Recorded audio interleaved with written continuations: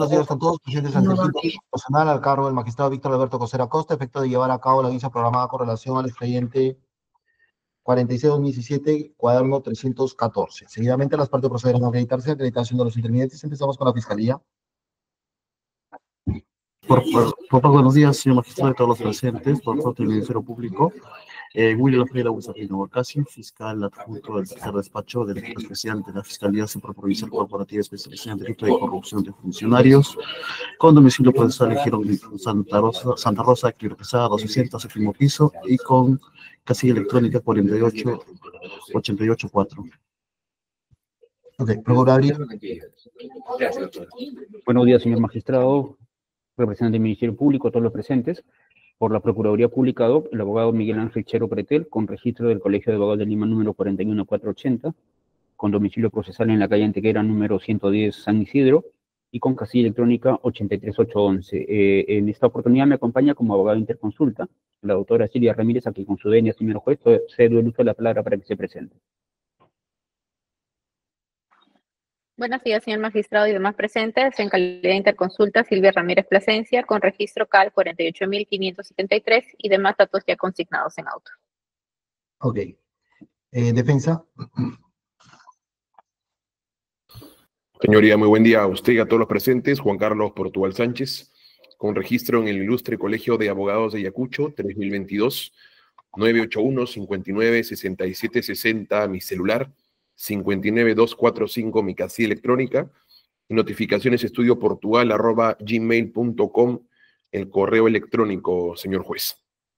Ok, continuando con el desarrollo de la audiencia. Razón, especialista de audio. Única razón si todas las partes han sido válidamente notificadas, hay escritos pendientes. Asimismo, de cuenta de qué trata la presente audiencia.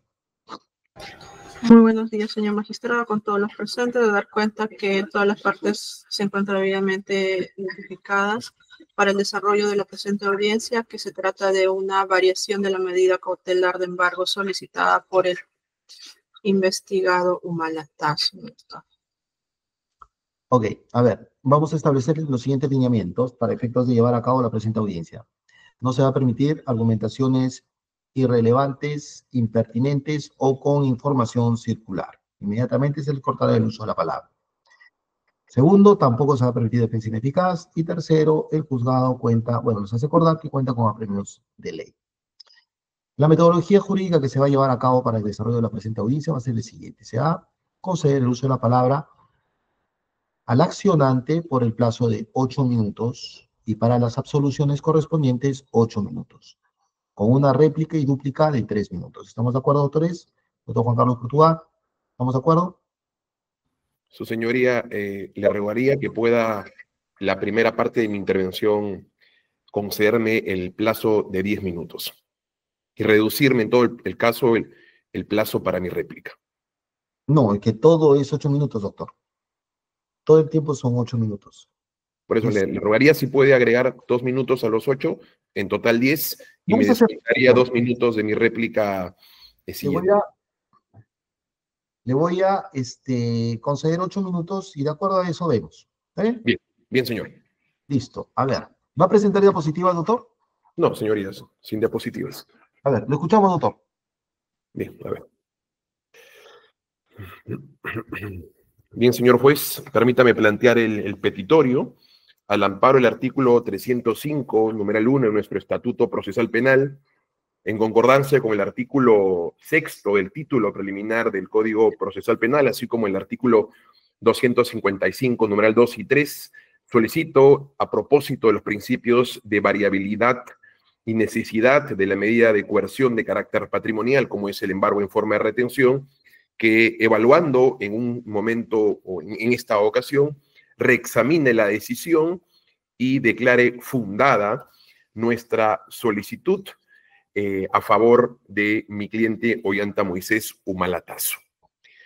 Señor juez, como se puede apreciar en el escrito que presenté en su oportunidad, mediante la resolución número 6 de fecha 8 de julio del 2022, la jueza Margarita Salcedo declaró fundada la solicitud de medida cautelar formulada por la Procuraduría ad hoc y en consecuencia ordenó trabar la medida cautelar en forma de retención sobre las siguientes cuentas.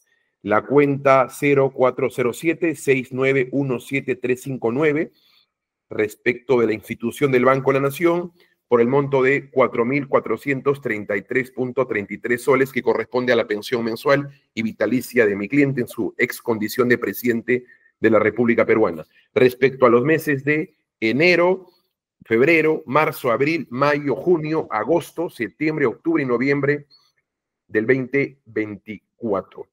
Y de julio y diciembre, el monto total de 8.866.66, el doble por el concepto de pensiones y gratificaciones. El análisis que hace la jueza, con todo respeto, señor juez, es estrictamente una transcripción de lo que el representante de la Procuraduría le señaló en su oportunidad.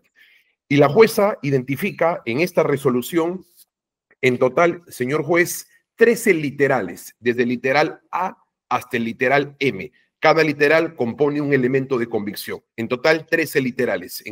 Esto se podrá encontrar en el fundamento 15 de la resolución.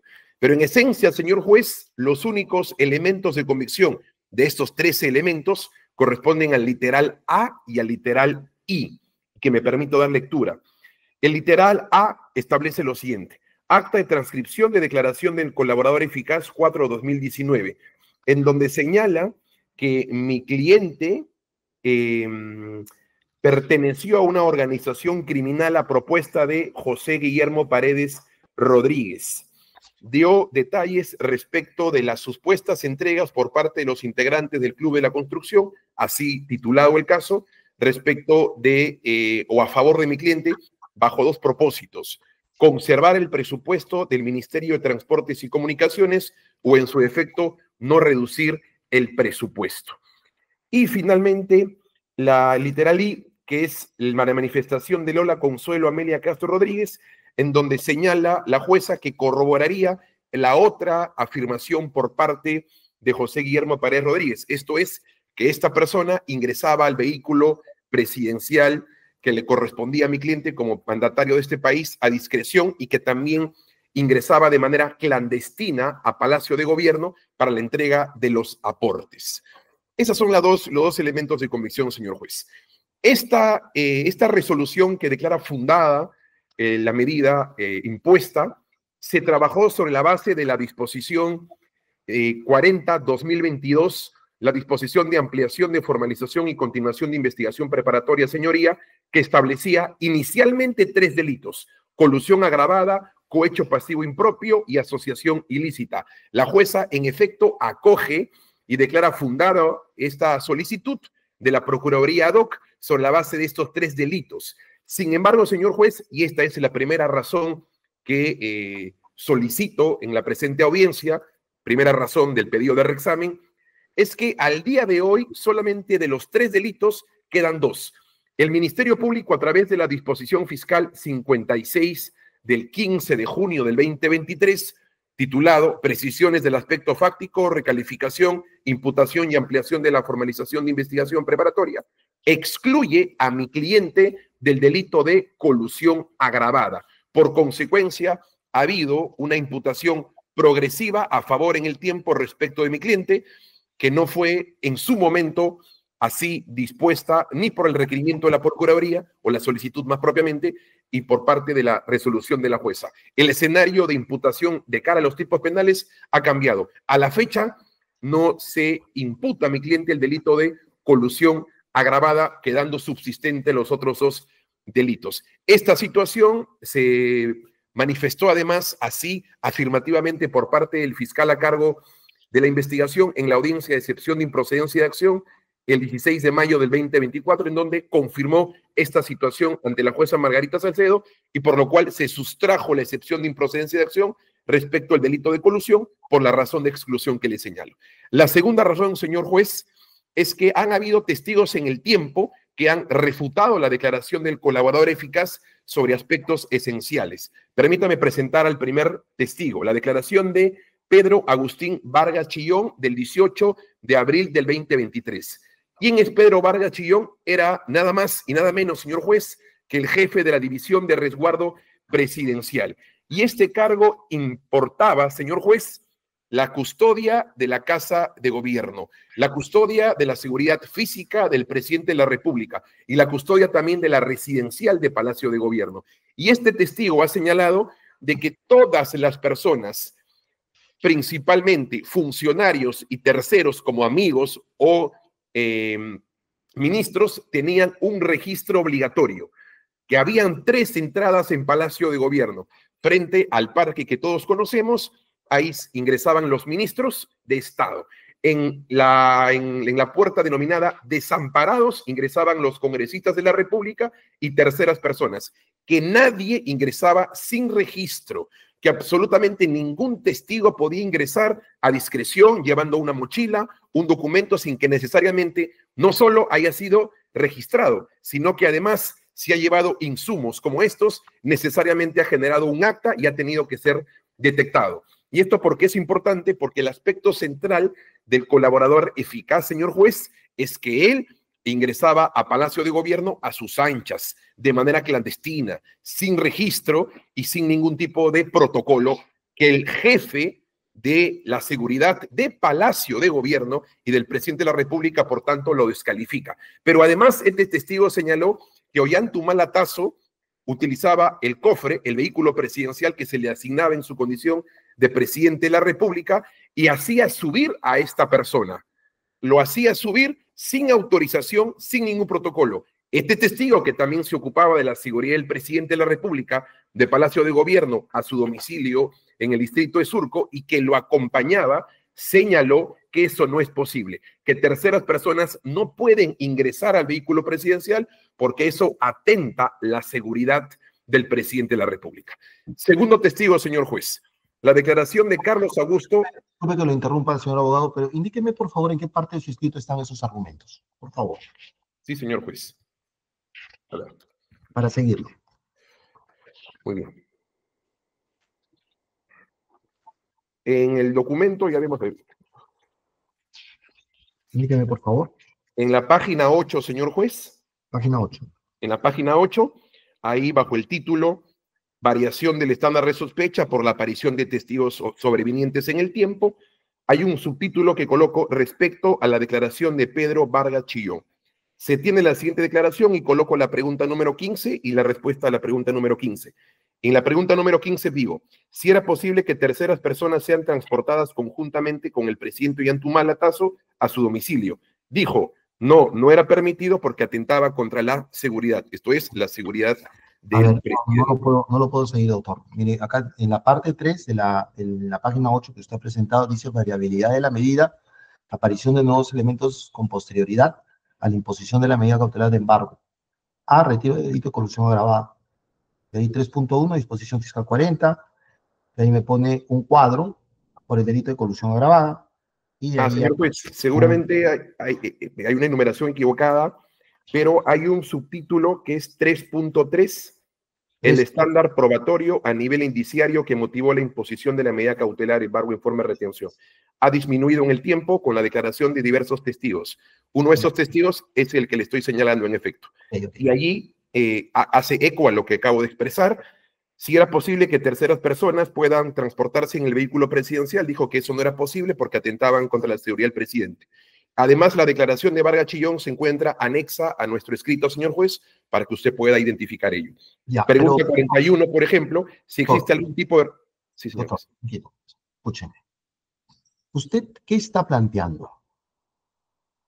¿Qué está planteando? Estamos planteando un reexamen, señor juez, sobre las cuentas, las dos cuentas, o la cuenta del Banco de la Nación, en forma de retención de mi cliente por las razones que estoy desarrollando.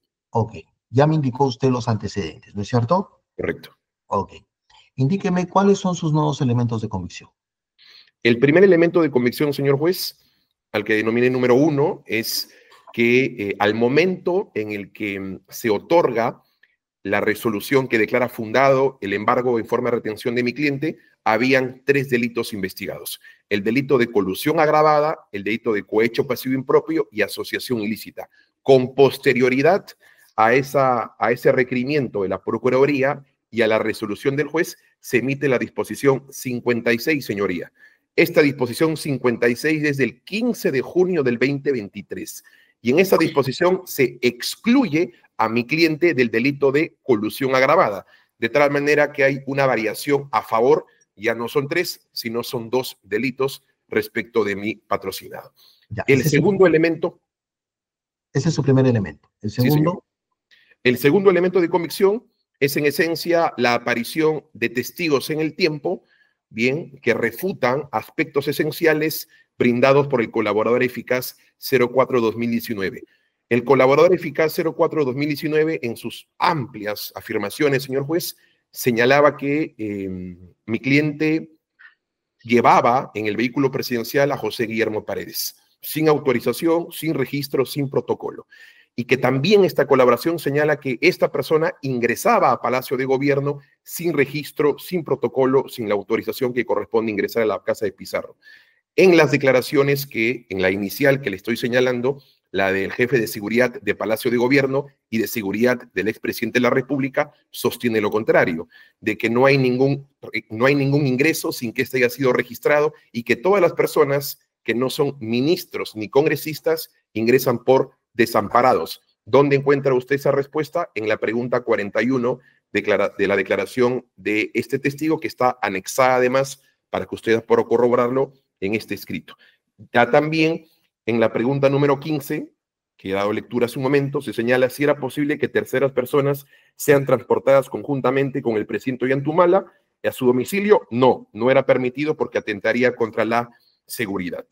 Muy bien. Entonces, señor juez, este testigo niega estas afirmaciones que están transcritas en la declaración del colaborador eficaz. Y hay otros testigos a los que voy a unificar, señor juez, por razones de tiempo.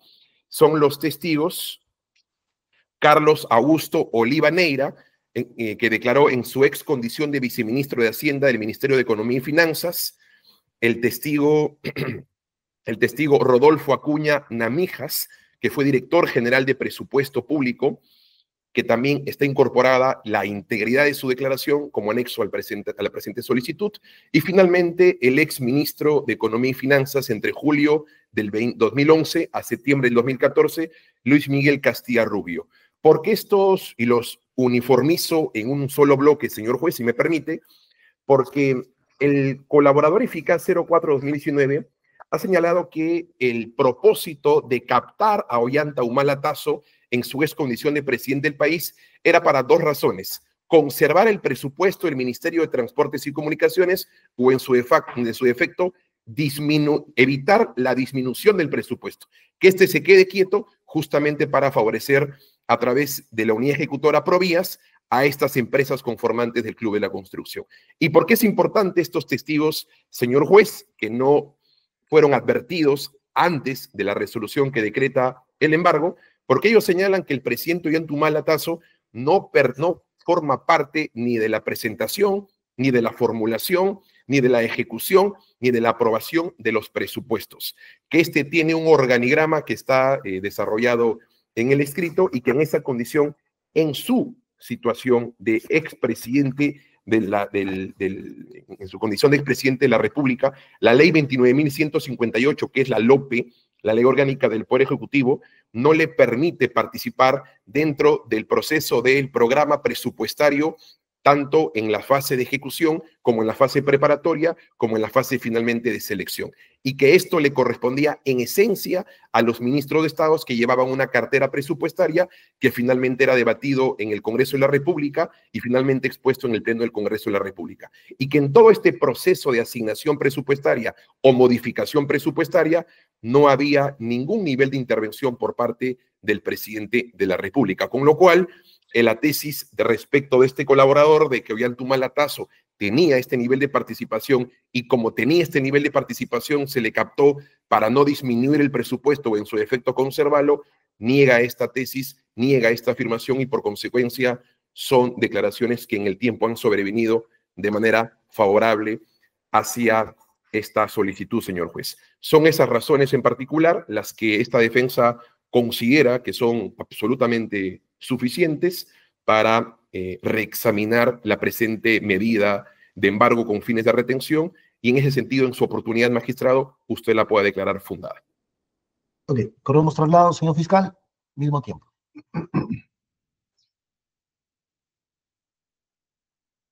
Ya. Buenos días, señor magistrado, y a todos los presentes, ¿no? Buenos días. Disculpe, señor fiscal. Todavía no es su participación, sino la de la Procuraduría. Ok. Usted es el Sí, que ha sí. incautado. Perdón, embargado. Doctor Chero, le escuchamos a usted primero, por favor. Gracias, señor juez. A ver, se supone que en la diligencia que nos convoca es un alzamiento por cuanto el propio escrito presentado por la defensa inicia con ese petitorio en función a estas circunstancias que ya han sido detalladas por la defensa del señor Humala-Tasso a lo largo de la investigación preparatoria. Y sí, efectivamente, se inició el proceso con una imputación del delito de colusión, el delito de asociación ilícita y el delito de cohecho, situación que ha variado a partir de la disposición número 56. Acá una precisión, señor juez. La medida cautelar fue presentada en marzo. La medida cautelar fue presentada el 8 de marzo del 2022 y en función de ello estaba vigente aún dentro de la investigación preparatoria el delito de cohecho que todavía le estaba siendo imputado a este investigado. Con posterioridad, el 15 de junio del mismo año, 2023, perdón, del año siguiente, 2023, es que se varía la imputación en función de las consideraciones establecidas en la disposición 56. Ello, sin embargo, señor juez, no varía la situación jurídica del investigado por cuanto el señor Humala-Tasso viene siendo investigado por el Ministerio Público por los delitos de asociación ilícita y cohecho pasivo propio en el marco de lo que es el Club de la Construcción. En tanto, habría un cártel de la construcción dedicado a capturar los proyectos que venía convocando Provías Nacional en contubernio con funcionarios públicos entre los años 2011 a 2014, y que estos funcionarios públicos estaban en todas las instancias del poder público, llámese presidente de la República, ministro de Estado, funcionarios de mediano y bajo rango del Ministerio de Transportes, Comunicaciones y Provías Nacional.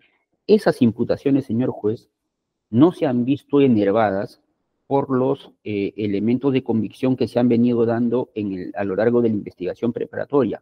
Más aún, se tiene que en la disposición 56 se reafirman esos elementos de convicción que han sido acopiados durante la investigación preparatoria y, si bien es cierto, no tenemos notificación formal todavía del Ministerio Público o del Poder Judicial respecto del requerimiento acusatorio, pero existe dentro de este requerimiento acusatorio ya, hecho por el Ministerio Público, una acusación formal contra el señor Humala-Tasso.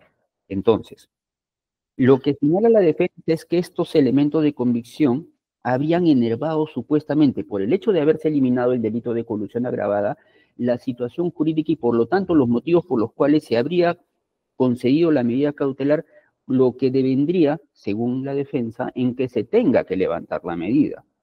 Pues bien, consideramos con todo respeto, señor juez, que este razonamiento esté equivocado, por cuanto el nivel de sospecha que han causado los elementos de convicción en el Ministerio Público no han variado en menos, por el contrario, ya no es no solamente un nivel de sospecha reveladora, sino también además un nivel de sospecha suficiente. Tan es así que se ha realizado una imputación concreta contra el señor Humala-Tasso, o al menos se encuentra incorporado dentro de las imputaciones que ha hecho el Ministerio Público al momento de culminar la investigación preparatoria y emitir el requerimiento acusatorio contra este investigado. Eso es por un lado, señor juez. Por otro lado, los elementos de convicción, según el artículo 303 del Código Procesal Penal, lo que buscan es vincular de alguna manera la probable autoría o participación del investigado con los hechos que son materia de imputación.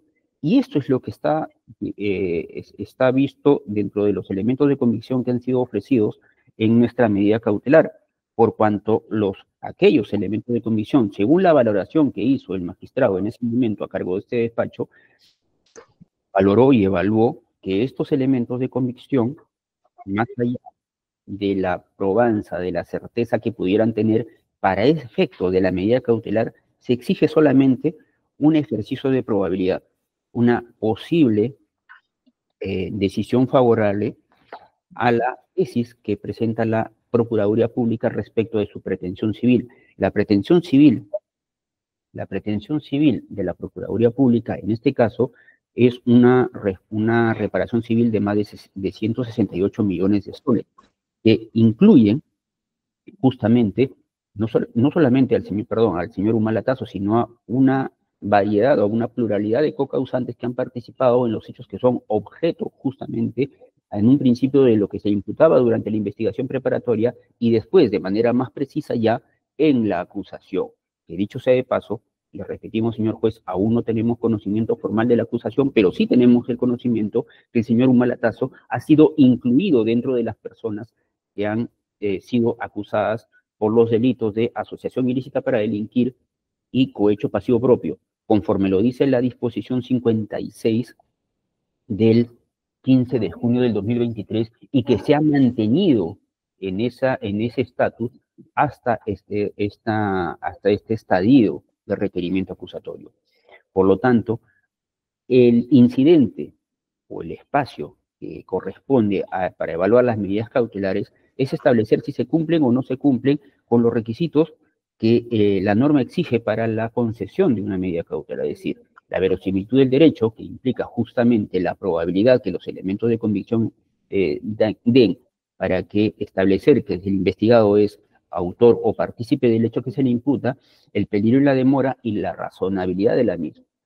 Entonces, esos supuestos han sido evaluados y amparados en su oportunidad por el magistrado o la magistrada que ha concedido la medida cautelar. Ahora la defensa pretende que con la exclusión de un delito que ha sido ya realizado el año 2023, una exclusión implícita, no ha sido de manera expresa, por cuanto la imputación solamente corresponde a 2 delitos, y los elementos de convicción que supuestamente habrían valido para que este delito de colusión sea excluido, no enerva, señor magistrado, en lo absoluto la situación jurídica del señor Humala Tasso y por lo tanto las razones y fundamentos por el cual la Procuraduría pidió en su momento la medida cautelar, ni tampoco los fundamentos por los cuales el juzgado ha concedido la misma.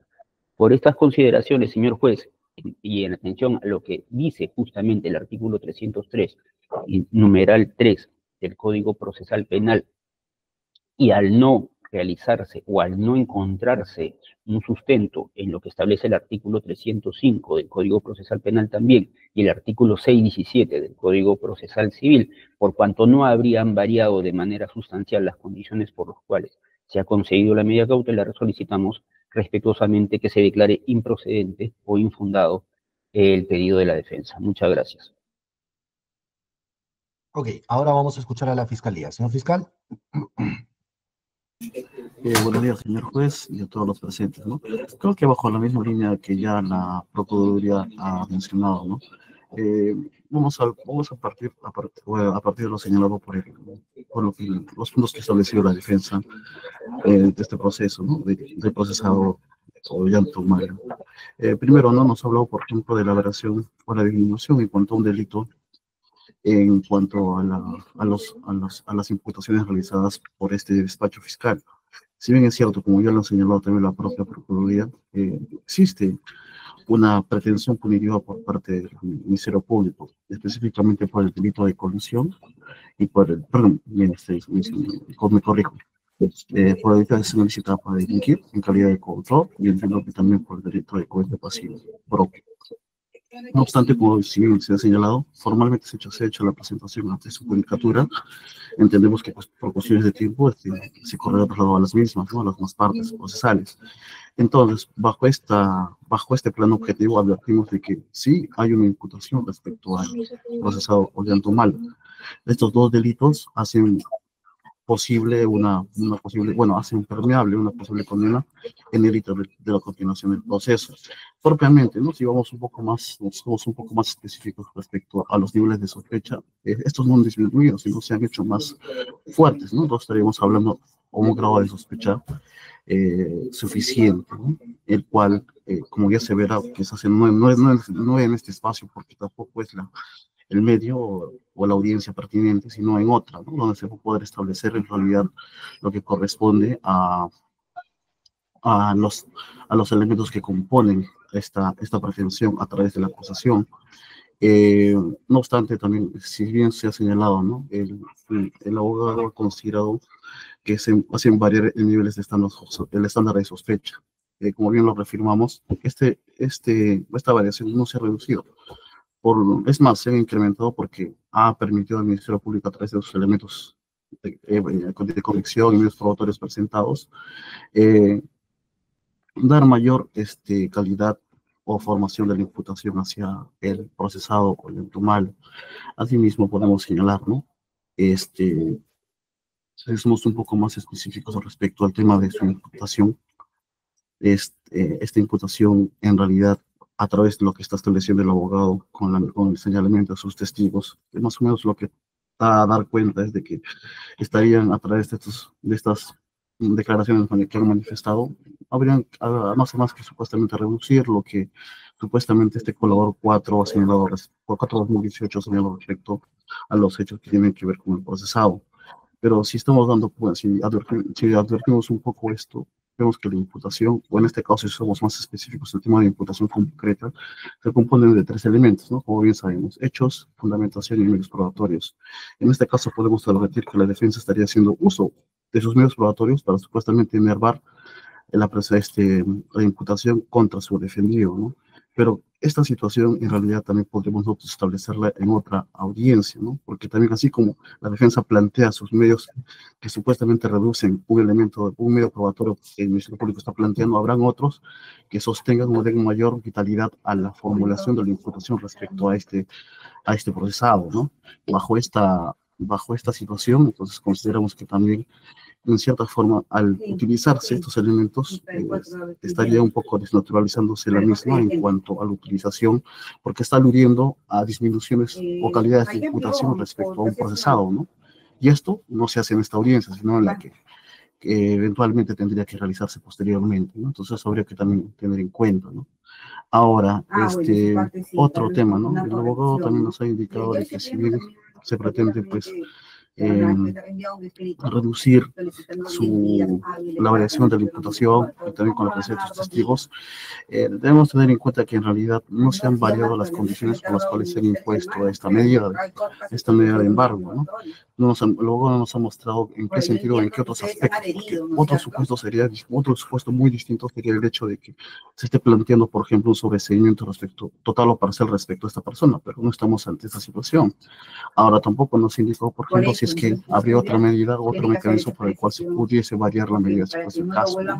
Entonces, esto también entendemos de que no hace posible de que se pueda formular o cambiar modificar la medida que se le ha impuesto, ¿no? Eso sería todo, señor juez. A ver, defensa, se le va a conceder. Señor juez, es que hay una tercera voz en lo que usted, el fiscal, no le escuché bien cuántos minutos me va a conceder. 3, perdón. 3 minutos. Sí, señor juez. Bueno, señor juez, no estamos en un foro de etapa intermedia y creí que mis colegas iban a situar en esencia esos aspectos.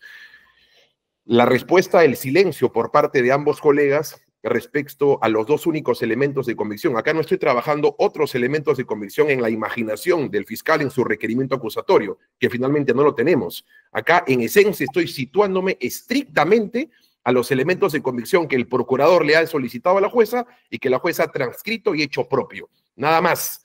Los otros elementos de convicción están en la imaginación y fuera de esta audiencia. Y respecto de ese elemento de convicción, señor juez, no me han respondido absolutamente nada. ¿Y por qué es importante? Porque, como lo señalo en mi escrito, el colaborador eficaz 04/2019 ha señalado que mi cliente lo llevaba en varias oportunidades desde Palacio hasta su casa y que ingresaba a discreción en él. No ha habido una respuesta por parte de ellos. Sí, por el contrario, no han negado la afirmación del jefe de seguridad de Palacio de Gobierno, Vargas Chillón, quien ha señalado que esta situación es imposible, de que no hay ninguna tercera persona que pueda acceder al vehículo presidencial porque esto atenta a la seguridad del presidente. Ha dicho el colaborador eficaz, sin respuesta por parte de mis colegas, de que él ingresaba sin ningún tipo de registro y sin ningún tipo de control a Palacio de Gobierno, llevándole el supuesto cohecho. Sin embargo, no ha habido ninguna respuesta a la negación de esta tesis por parte del testigo Vargas Chillón, que sí, ciertamente varía en el tiempo estos dos aspectos que ha señalado el colaborador eficaz, dos aspectos que este testigo los ha señalado. En segundo lugar, señor juez, la jueza en realidad no ha hecho un juicio propio. Le ruego, señor juez, que usted analice la resolución que acepta el embargo. La jueza hace un análisis impropio, hace un juicio impropio, ajeno, transcribe lo que la Procuraduría le ha señalado. Por eso es que nosotros hemos desmenuzado qué ha dicho este colaborador versus los testigos que le hemos ofrecido respecto a estos dos aspectos centrales. Podrán haber muchos, pero esos muchos no han sido parte del desarrollo ni del escrito de la Procuraduría, ni tanto menos por parte del juez. Y permítame solamente citar la respuesta a la pregunta número 11 de uno de los testigos que he señalado que es el jefe del presupuesto público, señor juez. Indique si el expresidente Ollanta Lazo ha tenido participación en el proceso de elaboración o modificación del presupuesto público 2011-2006. ¿Por qué esto es importante, doctor Alcócer? Porque la tesis del Ministerio Público sobre la base del cohecho es en esencia respecto al colaborador, que el presidente de la República tenía participación en el presupuesto, tenía participación en su elaboración y tenía participación en su modificación. Eso lo propone el Ministerio Público, no la defensa. Respecto de esas variables, el testigo ha señalado que la normativa presupuestal descrita en la ley 28.411 no señala la participación del presidente de la República en ninguna de las fases, sea de aprobación, sea de formulación, sea de ejecución y sea de evaluación del presupuesto. Simplemente, luego del debate presupuestal en el Consejo de Ministros, el presidente de la República comunica esa propuesta al Congreso de la República para su posterior debate. De manera que sí son aspectos centrales. La seguridad, desmentida por parte de los testigos que han sobrevenido en el tiempo y que la jueza al momento de transcribir su resolución no tenía a ese protagonista importante. Respecto de que ingresaba a discreción a Palacio de Gobierno, no me han dado ninguna respuesta con otros testigos que en el camino hayan aparecido y que nieguen esta afirmación por parte del testigo que le hemos ofrecido, señor juez. Y finalmente, respecto al presupuesto y a la intervención del presidente para conservar el presupuesto del MTC o para evitar su disminución, que es la tesis del cohecho, se le dio un dinero a Ollanta Lazo, ¿para qué? Para que garantice el presupuesto o tanto menos, en todo caso, no lo disminuya. Se le ha aportado con testigos vinculados a la Hacienda Pública, al Ministerio de Economía y Finanzas y al director de Presupuesto Público, que el presidente de la República no tiene ese nivel de intervención. Por consecuencia, señor juez, niega aspectos centrales del único elemento de convicción que la jueza ha transcrito para declarar fundada esa solicitud. Y respecto de ello, magistrado, distractorios, requerimiento acusatorio que se va a notificar, otros elementos de convicción, distractorios, pero que no han resuelto lo que en esta esencia, en esta audiencia, nos ha convocado, magistrado. Muchas gracias por su paciencia. Ok. Bueno. Sí, doctor Pretel, se corre traslado.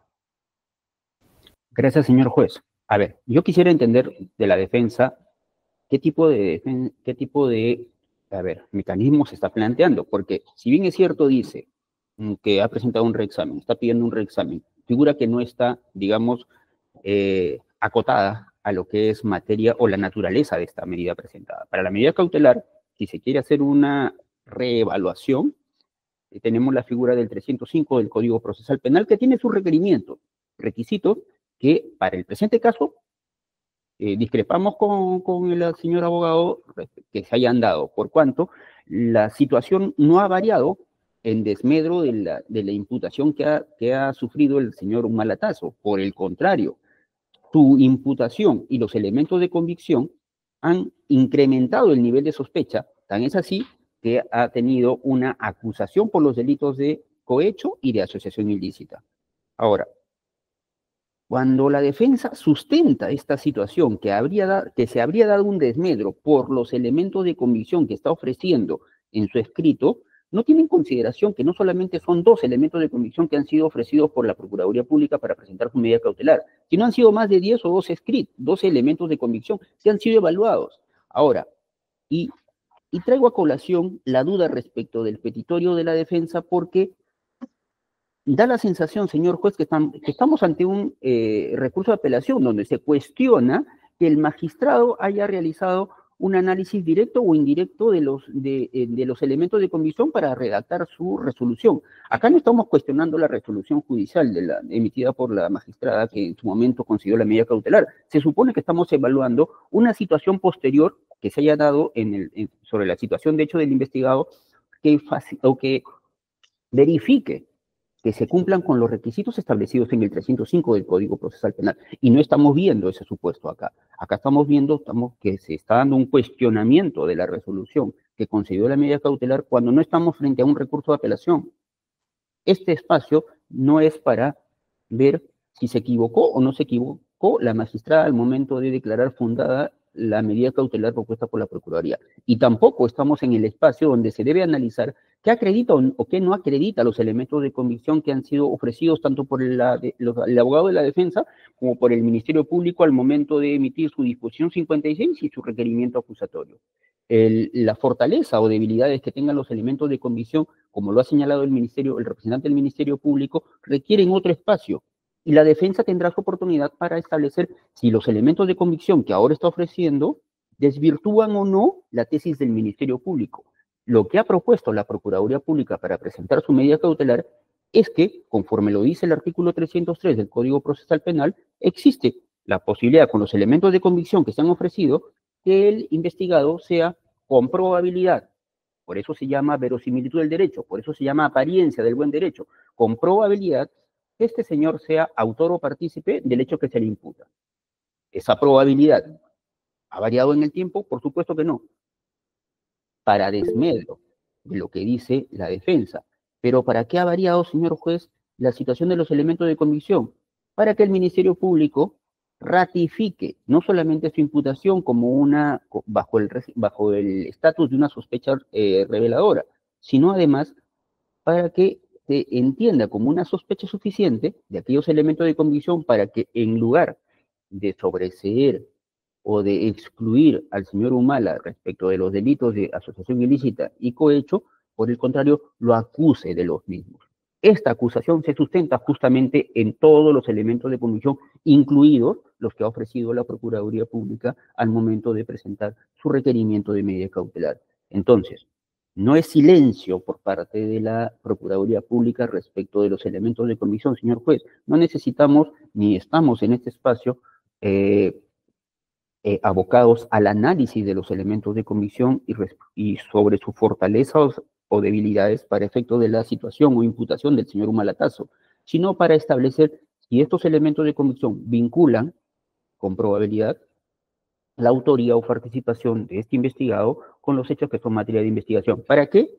Para que la pretensión de la Procuraduría, es decir, la que todavía tiene de manera provisional los 168 millones, tenga la posibilidad de ser cautelada con este derecho de crédito que tiene el investigado. En este caso, el porcentaje de su pensión vitalicia no es su pensión vitalicia, dicho sea de paso, sino un porcentaje de esta que cautele esa reparación civil.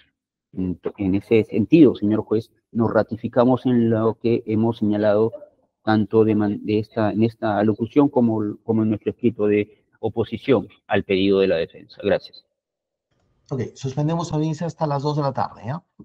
Suspendemos audiencia hasta las 2 de la tarde en atención a que tengo otras diligencias programadas con relación al expediente 17-2018, cuaderno 74, que es presencial. Señor juez, solo una consulta para organizarnos. ¿Va a emitir la resolución a las 2 de la tarde? No, falta todavía la participación del fiscal y sobre eso voy a ver, ¿ya? A ver, suspendemos audiencia, por favor, hasta las 2 de la tarde. Mismo Gracias. link. Mismo link. Bien, gracias. Ojo, están latentes los apercibimientos. Están latentes los apercibimientos decretados. Gracias. De acuerdo. Gracias, señor. Permiso. Buenas tardes con todos. Continuando el desarrollo de la audiencia, razón especialista de audio, brinda razón si todas las partes han sido variamente notificadas, están presentes y asimismo en qué nos habíamos quedado en la mañana. Doctor, sí, se encuentran presentes todas las partes que se han acreditado en horas de la mañana, doctor. Nos hemos quedado en la intervención de la Procuraduría Pública en réplica, doctor. Faltaría el Ministerio Público su intervención. Claro, terminó de hablar la Procuraduría, ahora le vamos a conceder 3 minutos, señor fiscal, para que diga lo pertinente con relación a la audiencia. ¿Escuchamos? Ya, señor juez y todos los concurrentes, bueno, para continuar un poco con lo que señaló el abogado defensor, solo para, a modo bueno, siempre siendo respetuosos, ¿no? Nos habla, por ejemplo, de que es un foro de etapa intermedia, ¿no? Aluciendo al motivo de esta audiencia, ¿no? Debemos recordarle, señor abogado, que en realidad estamos en esta etapa, ¿no?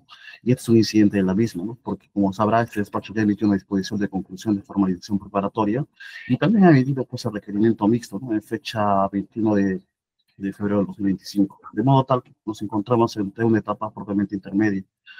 Ahora, si, bueno, la defensa ha postulado básicamente que no se ha hecho, no se ha velado, o no se ha, mejor dicho, especificado, no se ha atacado el punto que refiere a sus dos fundamentos, ¿no? Principalmente el tema de sus testigos, ¿no? Debemos decir ante ello, en realidad, que cuestionar el tema de los testigos, el dicho de un colaborador por parte de un proceso principal, de un proceso abierto, y que tiene que ver con la delación, creo que esta no es la etapa propiamente para poder ver dicho tema, ¿no? Bajo este entendido o este tenor, también pues el Ministerio Público tendría otros elementos que también cuestionarían lo que, o en todo caso, otros elementos que aportarían a lo que señala el propio colaborador este 4/2019, ¿no?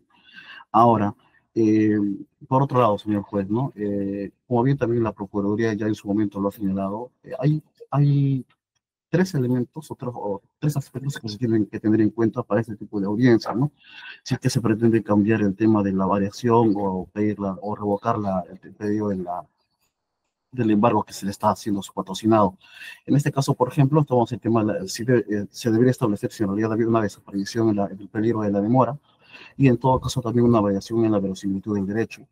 Bajo el aspecto de la desaparición del peligro de la demora, podemos advertir en realidad que el abogado tampoco no nos ha señalado, por ejemplo, si ha variado o no hay peligro respecto, si es que en el caso de que se pueda suprimir o revocar este embargo, no desaparezca o se pueda sustentar el tema de la reparación civil, ¿no? Pero más que esto, creo que se ha atacado el tema de la verosimilitud del derecho, ¿no? En este caso, su punto más fuerte, que es el señalar que solamente con el hecho de que se haya quitado o no se haya continuado con la imputación con el delito de colusión, pero sí se ha mantenido ya sea la asociación o el cohecho, podemos establecer en realidad que el Ministerio Público mantiene una pretensión penal. Se concreta a través del objeto o el objeto penal o el objeto del proceso penal a través del requerimiento acusatorio. Ahora, bajo esa misma línea, si supuestamente aún por temas procedimentales no se tiene tampoco supuestamente el requerimiento, las otras defensas, así como la propia Procuraduría y otros sujetos procesales, han venido y han podido revisar los elementos que componen ese requerimiento. Y de ahí, por ejemplo, valerse objetivamente de qué elementos se tienen, no solamente estos cuatro testimonios que supuestamente avalarían un punto de la defensa, ¿no? Entendemos. Bajo este tema también, otro aspecto que también no se ha señalado es, por ejemplo, tampoco no se nos ha hablado del tema de la sustitución de la medida, que si hay otro elemento que puede, o por ejemplo una contracautela, ¿no? Que pueda levantar o enervar esta medida, ¿no? O en todo caso que bien podría sustituir el mismo. Tampoco se nos ha hablado del tema de la excesividad de la medida, ¿no? Que cuán proporcionado o desproporcionado puede ser la medida, tampoco se nos ha dicho respecto a eso. Más bien sí podemos evidenciar que, como se señaló en un momento, ¿no? Ha habido una sospecha probable, ha habido una sospecha suficiente, ¿no? A partir de lo que está señalándose en el requerimiento acusatorio. Eso sería todo, señor magistrado, en cuanto a mi locución. Ok. Señor abogado, tengo una sola pregunta aclaratoria. Una sola pregunta aclaratoria. ¿Cuál es la base legal del escrito que usted está presentando? Por favor, ¿me puede indicar? Sí, señor juez, con mucho gusto. El Amparo normativo está previsto en el petitorio de nuestro escrito, es el artículo 255, numeral 2 y 3 del Código Procesal Penal, que regula la variabilidad de toda medida.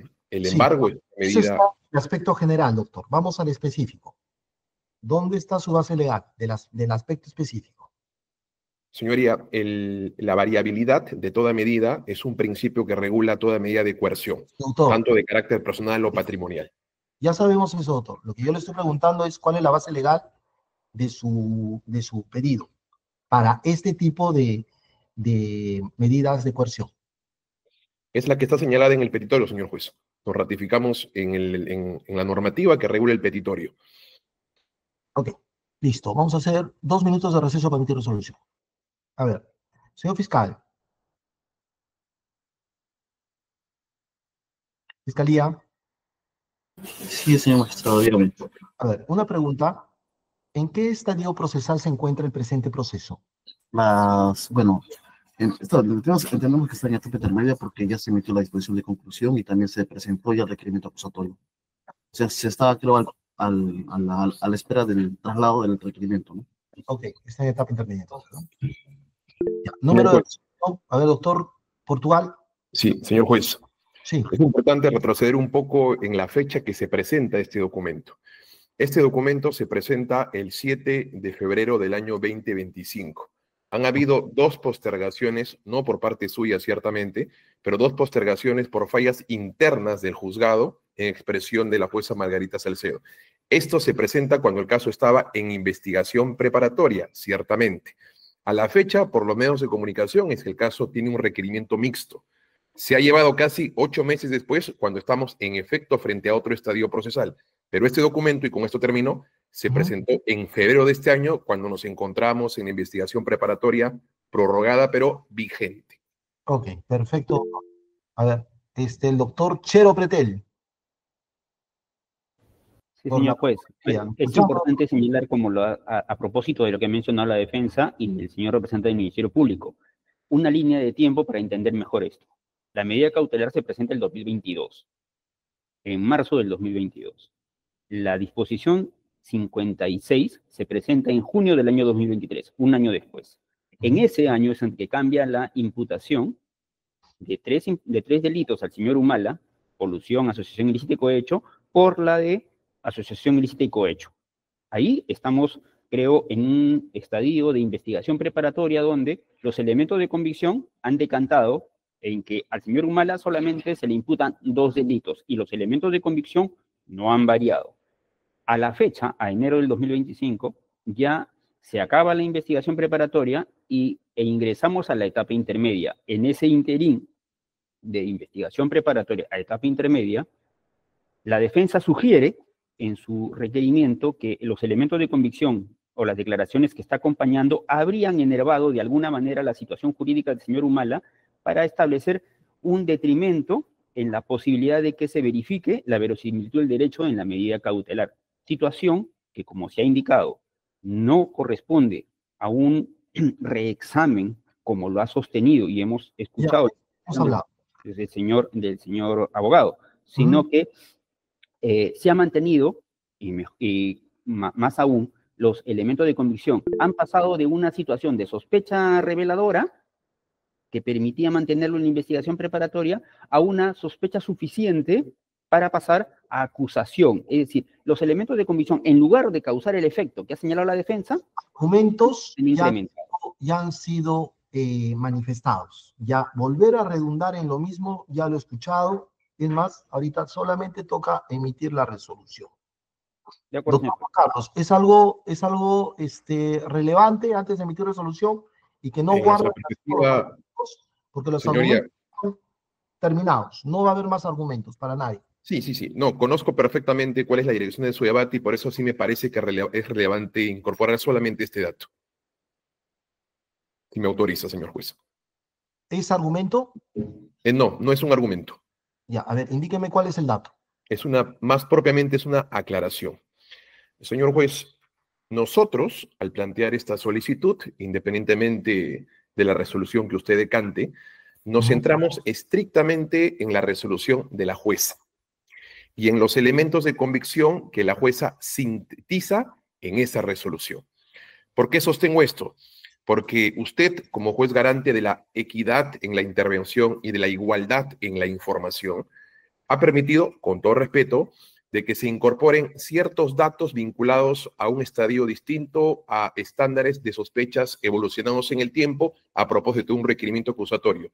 Cuando eso, señor juez, podrá al día de hoy ser cierto, pero nos hemos centrado estrictamente en los elementos de convicción de la resolución y sobre eso hemos desarrollado nuestro análisis, no sobre lo que en proyección pasó en el futuro. De manera que sí sería importante que ese análisis sincero de lo que nosotros hemos estrictamente discutido en el reexamen sea en efecto la línea de trabajo de su resolución, insisto, independientemente de su decisión. Ok, perfecto. Número de resolución, señorita especialista. Resolución número 5, señor magistrado. Ya, resolución número 5, prendan las cámaras, por favor. Estamos hoy día en Lima, 23 de septiembre del año 2025. Autos vistos y oídos. El pedido de reexamen de medida cautelar real, formulada por la defensa técnica del investigado Ollanta Moisés Humala Tazo, a cargo del abogado Juan Carlos Portugal Sánchez, respecto al embargo en forma de retención sobre su pensión vitalicia, así como los alegatos orales de las partes en audiencia de la fecha, con intervención de la Procuraduría Pública ad hoc y del Ministerio Público. Y consideran, primero, antecedentes. Mediante resolución número 6 del 8 de julio del año 2022, este juzgado declaró fundada la solicitud de embargo en forma de retención presentada por la Procuraduría Pública ad hoc, ordenando afectar la pensión vitalicia del investigado hasta cubrir la suma de 168.648.182.11 nuevos soles por concepto de reparación civil. Otro punto. La defensa solicita reexaminar la medida alegando la exclusión del delito de colusión agravada mediante disposición fiscal número 56-2023. La aparición de testimonios de Vargas Chillón, Olivia Neira, Acuña Anamiñas y Castilla Rubio, que debilitarían los elementos de convicción iniciales. Y la afectación desproporcionada de los ingresos de subsistencia del investigado. Por otro lado, la Procuraduría Pública ad hoc y la Fiscalía se opusieron sosteniendo que el investigado sigue procesado por asociación ilícita para delinquir y cohecho pasivo propio. Los elementos de convicción se han fortalecido a nivel de sospecha suficiente, existiendo ahora una acusación fiscal. Y la medida cautelar asegura la reparación civil y mantiene plena vigencia conforme al artículo 305 del Código Procesal Penal. Fundamentos del juzgado.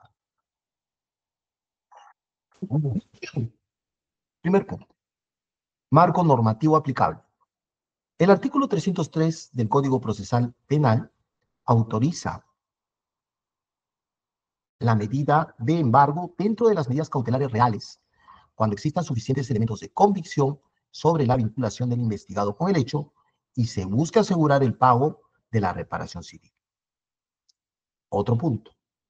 El artículo 305 del Código Procesal Penal prevé la variación o levantamiento de estas medidas, exigiendo que se acrediten hechos nuevos o circunstancias que se hubieran podido ser valoradas al momento de su concesión. Otro punto. Sobre la exclusión del delito de colusión agravada. Si bien la disposición fiscal número 56 excluyó el delito de colusión, ello no extingue la imputación penal. Subsisten los delitos de cohecho y asociación ilícita. La jurisprudencia de la Corte Suprema en el recurso de nulidad número 1035-2016 Lima establece que la variación de la calificación jurídica no implica por sí sola la desaparición de los presupuestos de una medida cautelar real mientras se mantengan imputaciones con suficiente sustento. Otro punto. Sobre los nuevos testimonios. Los testigos presentados por la defensa son medios de descargo que deberán ser valorados en la oportunidad debida en la instancia correspondiente. Y esto debe hacerse conforme a las reglas del nuevo Código Procesal, Penal, conforme a la inmediación y a la regla de un debate probatorio que no se adelanta en fase incidental. Otro punto. Lo que corresponde analizar en esta sede no es la fuerza convictiva de dichos testimonios, sino si ellos modifican sustancialmente el nivel de sospecha que motivó la medida. Y ello no ha ocurrido así, pues el requerimiento acusatorio fiscal acredita que la sospecha inicial, no solo se mantiene, sino que se ha fortalecido. Otro punto, sobre la proporcionalidad de la medida. El análisis de proporcionalidad exige verificar idoneidad. El embargo sobre la pensión vitalicia asegura de manera directa la finalidad de la medida, que es garantizar el pago de la reparación civil. Necesidad. No existe otra medida menos gravosa que cumpla eficazmente la medida final de la misma finalidad, dado el alto monto reclamado. Y proporcionalidad en sentido estricto, el interés público en garantizar el cobro de una reparación civil millonaria prevalece sobre la afectación parcial de ingresos del investigado, quien conserve el acceso a recursos complementarios y mecanismos procesales para solicitar adecuaciones si se demostrara vulneración al mínimo vital. Otro punto, principio iuria novit curia. Conforme al artículo 6 del título preliminar del Código Procesal Penal, los jueces no están vinculados estrictamente a la fundamentación jurídica de las partes, pudiendo aplicar de oficio las normas pertinentes. En este sentido, aunque la defensa invoque argumentos centrados en el reexamen de la imputación o en la supuesta falta de proporcionalidad, corresponde a este juzgado examinar integralmente la medida conforme a la ley, a la jurisprudencia, garantizando así la vigencia de los fines constitucionales del proceso, que son asegurar la eficacia de la sentencia y la tutela resarcitoria del Estado. Por tanto, incluso reinterpretando los fundamentos bajo el prisma del iuria novit curia, debe entenderse que el abogado está planteando una variación de la medida contemplada en el artículo 305 del Código Procesal Penal, y no un reexamen que no tiene base legal en este título del mencionado Código Adjetivo. Conclusión jurídica. No se ha acreditado variación de las circunstancias que justifique el levantamiento o sustitución de la medida conforme al artículo 305 del Código Procesal Penal. Por el contrario, la existencia de acusación fiscal fortalece la necesidad de mantener el embargo como garantía del eventual pago de la reparación civil. Parte resolutiva. Se resuelve primero, declarar infundado el pedido de variación de la medida cautelar real de embargo en forma de retención interpuesto por la defensa técnica de Ollanta Moisés Humala Tazo. Segundo, mantener vigente la medida de embargo en forma de retención sobre la pensión vitalicia del investigado conforme a lo dispuesto en la resolución número 6 del 8 de julio del año 2022. Y tercero, notificar a las partes procesales. Notificado el señor fiscal, dijo. Conforme, señor magistrado. Procuraduría. Conforme, señor juez. Doctor Juan Carlos Portugal. Respeto su decisión, pero le impugno, señoría. Ok, téngase por interpuesto recurso de apelación, condiciones el mismo a que dentro del plazo legal sea fundamentado bajo apercibimiento de ser declarado inadmisible. Inmediatamente ordeno que apenas se obtenga el audio y video, sea entregado al doctor, quien es defensa de señor Ollanta Moisés Humala Tazo, de la forma que sea más rápida. Bueno, la audiencia ha terminado, tengan ustedes un buen día. Gracias a todos por acudir. Gracias a todos, la audiencia ha terminado, se pueden retirar. Buenas Gracias. tardes, señor juez. Gracias Permiso. a todos. Gracias. Buenas tardes a todos.